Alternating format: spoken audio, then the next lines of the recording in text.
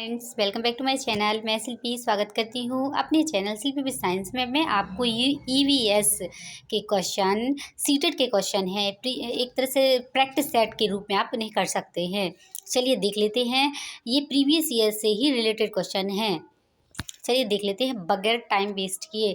पर्यावरण अध्ययन की पाठ्य पुस्तकों में अभ्यास एवं गतिविधियों को उपलब्ध कराना चाहिए। कब कराना चाहिए? प्रकरणों के अंतःनिर्मित उपलब्ध कराना चाहिए। चलिए, पर्यावरण अध्ययन के शिक्षकों को पर्यावरण, इसे आप खुद से बताइए कि क्या सही होगा कोई ऑप्शन में। पर्यावरण अध्ययन के शिक्षकों को क्या होगा इसमें?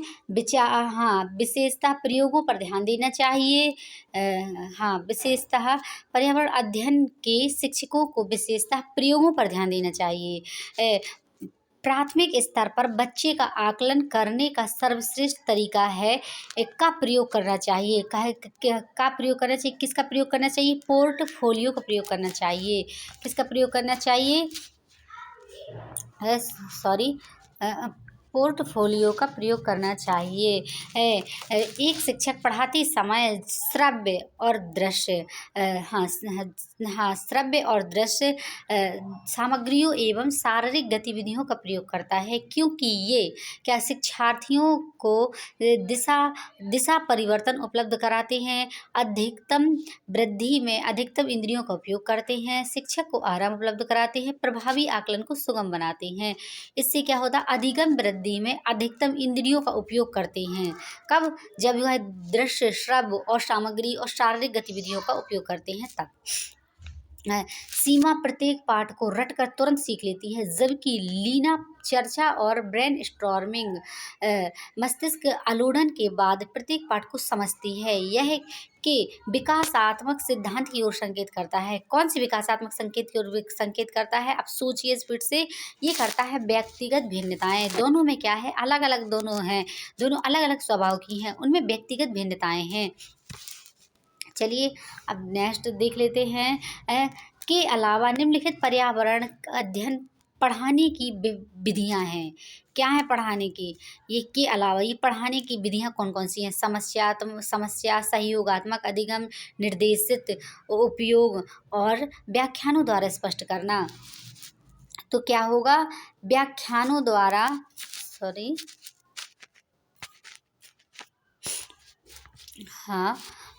तो क्या होगा इसमें? व्याख्यानों द्वारा स्पष्ट करना। ये एक पर्यावरण अध्ययन पढ़ाने की विधियां नहीं है। चलिए अब थोड़ा सा नेक्स्ट और है।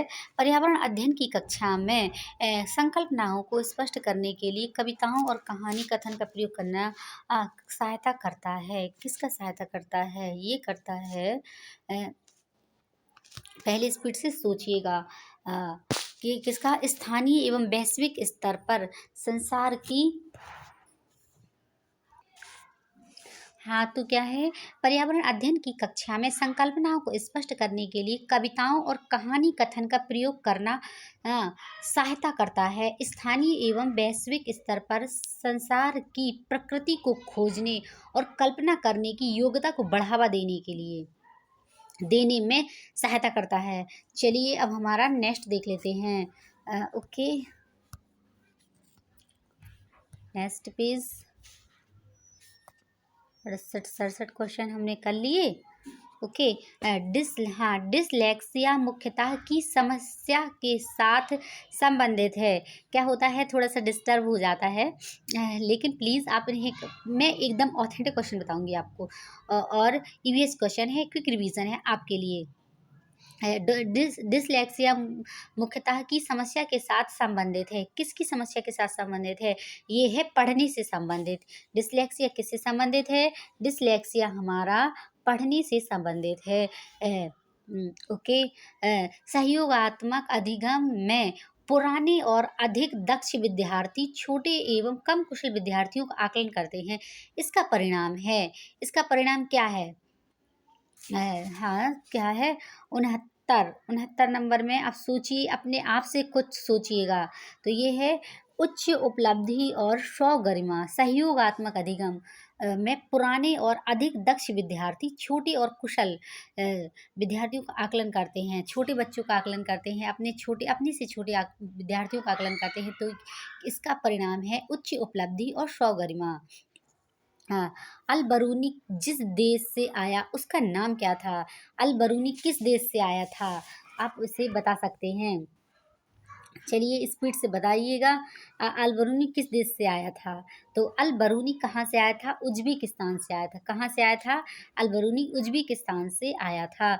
नीचे किसी एक्सप्रेस ट्रेन के मार्ग में के रेलवे टाइम टेबल का के कुछ अंश दिया गया है। हेलो फ्रेंड्स, ये क्वेश्चन एकदम सीटेट की तरह है, पूरा मैं सीटेट की तरह प्रोवाइड करा रही हूँ इस टाइप के क्वेश्चनों को। अपने चलिए स्पीड से देख लेते हैं। देखिए, सूरत पहुँचने का समय 16:15 और प्रस्थान का समय 16:20 और किस दूरी किलोमीटर 530 और दिन 1 दिन लगा सूरत पहुंचने में।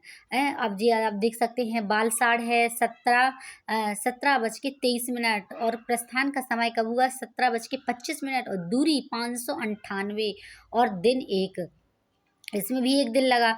तो इस तरह से ये कौन सा पूछ रहा है?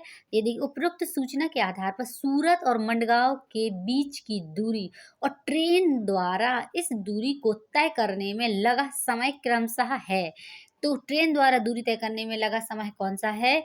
तो ये हमारा होगा, पहले सोचिए आप अपने मन से ही सोचिए। तो ये हमारा क्या है? ये इन्हें आप ऐड कर सकते हैं ना, तो हमारा आसानी से आ जाएगा। 979 किलोमीटर और 15 घंटे और 15 मिनट का समय लगा। कितना? 979 किलोमीटर और 15 घंटे 15 मिनट का समय लगा प्रयोग एवं प्रयोगात्मक कार्य करते हुए श्यामा का निष्पादन करने श्यामा प्रयोग एवं प्रयोगात्मक कार्य करते हुए श्यामा का निष्पादन कक्षा में सर्वश्रेष्ठ होता है। उसे बहुत सृजनात्मक शिक्षार्थी माना जाता है, इसलिए वह के द्वारा संकल्पनाओं को सीखती है। किससे सीखती है? इससे क्या सीखती है? अपसारी चिंतन। अपसारी चिंतन एक तरह से कहते हैं अभिसारी, मतलब अभिसारी और अपसारी।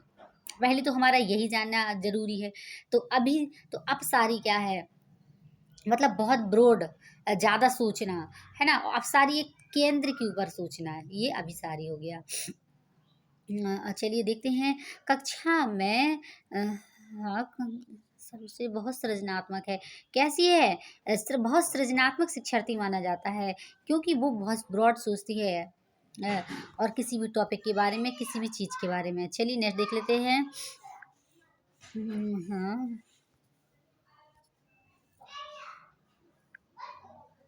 हाँ, कक्षा में एक प्रभावी शिक्षण अधिगम प्रक्रिया होती है जब शिक्षक बच्चों के ज्ञान को पढ़ाई जाने वाली नई संकल्पना के साथ जोड़ने में सहायता करता है।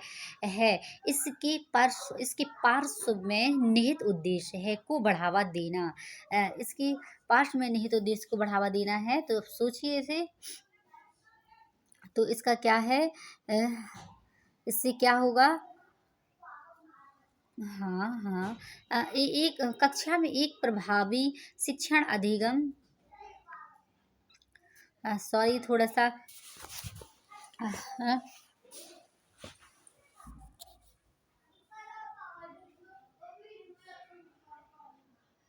हाँ, कक्षा में एक प्रभावी शिक्षण अधिगम प्रक्रिया होती है जब शिक्षक बच्चों के ज्ञान को पढ़ाई जाने वाली नई संकल्पना के साथ जोड़ने में सहायता करता है। इसके पार्श्व में निहित उद्देश्य है को बढ़ावा देना। क्या है ये? निहित उद्देश्य को बढ़ावा देना है शिक्षार्थी स्वायत्तता। क्या होता है? शिक्षार्थी स्वायत्तता को बढ़ावा देता है। शिक्षार्थी स्वायत्तता को बढ़ावा देना। रोहन के विद्यालय में एक विज्ञान प्रदर्शनी का आयोजन किया गया था। इसका आयोजन एक उद्देश्य के साथ किया गया था। आपके विचार में कौन सा उद्देश्य सर्वाधिक उपयुक्त है? सोचिए कौन सा विचार सर्वाधिक उपयुक्त है? तो ये उपयुक्त है शिक्षार्थियों के लिए सृजनात्मक माध्यम उपलब्ध कराना। किसके? शिक्षार्थियों के लिए सर्वाधिक माध्यम उपलब्ध कराना। चलिए नेक्स्ट देख लेते हैं बगैर टाइम वेस्ट किए। हाँ, के अलावा जी 75 नंबर का है के अलावा बच्चों के विकास को आकार देने वाले वातावरणीय कारकों में निम्नलिखित सभी शामिल हैं। तो कौन-कौन से? संस्कृति, शिक्षा में गुणवत्ता, पौष्टिकता, शारीरिक गठन सभी शामिल हैं। के अलावा इसको छोड़कर अब सोचिए इसमें, तो ये क्या है? शारीरिक गठन एक अलग चीज अलग है ना। इनमें से शारीरिक, ये शरीर से रिलेटेड है, इसलिए ये अलग होना चाहिए।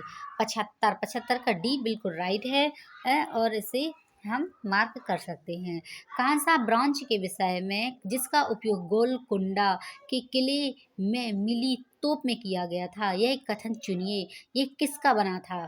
तो कांसा किससे किससे बनता है? पहले तो ये जान, कांसा किससे किससे बना है? तो कांसा बनता है तांबा, कॉपर और टिन की मिश्र धातु से। एक ही तरह की फसल बार बार उगाने और बहुत से रसायनों के उपयोग करने में मृदा क्या है? मृदा बंजर हो जाती है। यदि एक ही फसल बोएंगे, एक ही प्रकार की फसल बोएंगे और एक ही तरह के रसायन डालेंगे तो क्या होगी? हमारी भूमि मृदा क्या हो जाती है? बंजर हो जाती है। चलिए और नेक्स्ट देख लेते हैं। निम्नलिखित में से लेह और लद्दाख के मकानों की विशिष्टताएं चुनिए। पेड़ के तनों से बनी लकड़ी की ढालू छतें और निचली मंजिल में कोई खिड़की नहीं, पत्थर, मिट्टी और चूने से बनी मोटी दीवारें और लकड़ी के फर्श। सबसे पहले क्या है? लद्दाख के मकान किस टाइप के होते हैं, ये हमें मालूम होना चाहिए। कैसा मालूम होना चाहिए? तो इसका क्या है? निचली मंजिल में कोई खिड़की नहीं, निचली मंजिल में कोई खिड़की नहीं होती है। और सी, पत्थर, मिट्टी और चूने से बनी मोटी दीवारें होती हैं। और डी, लकड़ी के फर्श होते हैं। काहे के फर्श होते हैं? लकड़ी के फर्श होते हैं। ये क्या है? लकड़ी के फर्श होते हैं। डी, तो बी सी डी हमारा सही है। तरुण भारत संघ नामक समूह संबंधित है। किससे संबंधित है? तरुण भारत संघ किससे संबंधित है? ये संबंधित है पुरानी झीलों और पुनर्निर्मित करने से। पुरानी जो झीलें होती हैं उन्हें पुनः निर्मित करने से ये संबंधित है। ये देखिए पुरानी झीलें। सांपों के संदर्भ में सही कथन चुनिए। सांपों के संदर्भ में सही कथन क्या है? सबसे पहले ये है, हमारे देश में केवल 4 तरह के जहरीले सांप पाए जाते हैं। नाग कोबरा जहरीले सांपों का एक प्रकार है, ये भी सही होना चाहिए, है ना। तो ये देखते हैं। और तीसरा, जहरीले सांप के 4 खोखले दांत होते हैं। जब सांप किसी व्यक्ति को काटता है तो जहर इन खोखले दांतों से उसके शरीर में चला जाता है। सांप के काटने की दवाई सांप के जहर से ही बनाई जाती है। वैसे ये तो सही होना चाहिए, सांप के काटने की दवाई सांप के जहर से ही बनाई जाती है। 80 का क्या है? सी, ये ज़रूरी नहीं है। सांप के काटने की दवाई सांप के जहर से ही बनाई जाती है। बनाई तो जाती है लेकिन सभी सांपों के काटने की दवाई नहीं बनाई जाती, है ना। तो ये देखते हैं। तो इसका क्या है? 80 का है सी। सी में क्या है? सबसे पहले बी, हाँ बी ए सी, बी डी देखते हैं। नाग कोबरा जहरीले सांपों का एक प्रकार है, राइट। हमारे देश में 4 प्रकार के सांप पाए जाते हैं, बिल्कुल राइट। और सी, जहरीले सांप के 4 खोखले दांत होते हैं और जब वह सांप किसी व्यक्ति को काटता है तो खोखले दांतों से उसके शरीर में जहर चला जाता है, ये भी राइट है। तो क्या है? ये हमारा सही हो गया। ओके। अब निम्नलिखित में से पेट्रोलियम के सही लक्षण चुनिए। तो पेट्रोलियम का क्या लक्षण है? सही लक्षण, अब सोचिए क्या लक्षण सही है पेट्रोलियम का। तो ये क्या है? बदबूदार गाढ़ा गहरे रंग का तेल, है ना। तो कैसा होता है? बदबूदार गाढ़ा और गहरे रंग का तेल, यानी कि चौथा हमारा बिल्कुल राइट है। चलिए अब हम नेक्स्ट देख लेते हैं। हाँ, थोड़ा सा और रह गए हैं जी। अब हमारे क्वेश्चन हमें करा दिए हैं। ये आपको 30 क्वेश्चन मैं प्रोवाइड करवाऊंगी। प्लीज़ आप मेरी वीडियो को देखिए और लाइक करिए। यदि आप वीडियो पर जाते हैं तो उन्हें सब्सक्राइब ज़रूर कर दीजिए करिए, क्योंकि मुझे आपके सपोर्ट की बहुत अधिक ज़रूरत है। चलिए नेक्स्ट देख लेते हैं बगैर टाइम वेस्ट किए। निम्नलिखित में से रोगों का वह समूह चुनिए जो मच्छरों में फैलता है। रोगों का वह समूह जो मच्छरों द्वारा फैलता है, तो ये तो सबको मालूम है ना। तो बी, डेंगू, मलेरिया और चिकनगुनिया। ओके। हाँ, सॉरी। हाँ, मधुमक्खी, ये क्या हो गया हमारा दूसरे नंबर का सही हो गया। क्या हो गया दूसरा हमारा? अब बिल्कुल सही है। कौन सा है दूसरा? मधुबनी चित्रों को बनाने के लिए चित्रकारों का द्वारा उपयोग किए जाने वाले रंग हैं। कौन कौन से है? ये पिसी हुई चावल के रंगीन घोल उपयोग किए जाते हैं मधुबनी चित्र बनाने के लिए। कहाँ कहाँ जे रहते हैं, जैसे है ना, जैसे नेपाल है, बिहार है, इसमें मधुबनी चित्र बनाए जाते हैं, ज़्यादा बनाए जाते हैं ना। तो एक पब्लिक स्कूल में प्रत्येक कक्षा में लगभग 2 से 3 बच्चे आवश्यकता वाले हैं। हाँ, बच्चे आवश्यकता वाले। कुछ बच्चे शारीरिक या मानसिक रूप से विकलांग बाधित हैं। ये बच्चे अन्य बच्चों के साथ उसी कक्षा में एक साथ पढ़ते हैं। उपयुक्त पब्लिक स्कूल निम्न में से किसका अनुपालन करता है? ये करता है समावेशी शिक्षा का, जिसमें सभी प्रकार के बच्चे पढ़ते हैं। वो किसका पालन करते हैं? समावेशी शिक्षा का। गैसीय अपशिष्ट है, गैसीय अपशिष्ट है। तो गैसीय अपशिष्ट, अब सोचिए किससे है? लकड़ी, कोयला के जलने वाला धुआं गैसीय अपशिष्ट है। हाँ, एक पश्मीना शाल लगभग साधारण स्वेटरों के बराबर गर्म होती है। तथा एक साधारण पश्मीना शॉल को बुनने हेतु घंटों का समय लगता है। कितने घंटे का समय लगता है पश्मीना शॉल को बुनने के लिए? तो ये लगता है हमारा 10 कितने घंटों का? 200 घंटों का समय और 10 दिन लगता है। चलिए और नेक्स्ट देख लेते हैं। नेपेंथिस एक ऐसा पौधा है जो मेंढकों, कीड़े मकोड़ों और चूहे जैसे कीट छोटे जीवों के अंदर फांस कर खा जाता है। और हमारे देश में वह पौधा पाया जाता है। कहाँ पाया जाता है? तो सोचिए अच्छे से, स्पीड से। 88 नंबर का हमारा क्वेश्चन है। ये कहाँ पाए जाते हैं? ये पाए जाते हैं, कहाँ पाए जाते हैं? मेघालय में। कहाँ पाए जाते हैं? मेघालय में। चलिए नेक्स्ट देख लेते हैं। ओके। उसे चुनिए जो अन्य से भिन्न है। पैराफिन, कोयला, ग्रीस, पेट्रोल। तो सबसे भिन्न क्या है? ये सोचिए अच्छे से। तो सबसे भिन्न है कोयला, क्योंकि पैराफिन, ग्रीस, पेट्रोल ये सब क्या होता है? पेट्रोलियम के प्राप्त उत्पाद हैं। चलिए नेक्स्ट देख लेते हैं।